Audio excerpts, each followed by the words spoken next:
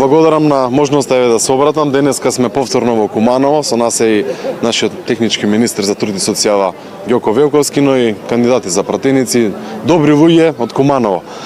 Овде сме со повозрастните денеска, да се видиме на оваа средба со пензионерите и да ги слушнеме нивните маки, се разбира, и колку што можеме да слушнеме од секој еден од нив дека последните 7-8 години навистина тешко се живее, дека оваа власт апсолутно не обрнува внимание на нивните проблеми. Као што спомна и министрот, многу е тешко да се издржи целиот месец со малите пензии. Затоа сакам да ги повикам сите граѓани за да почнат промените во Република Македонија. Денот за промени е 24.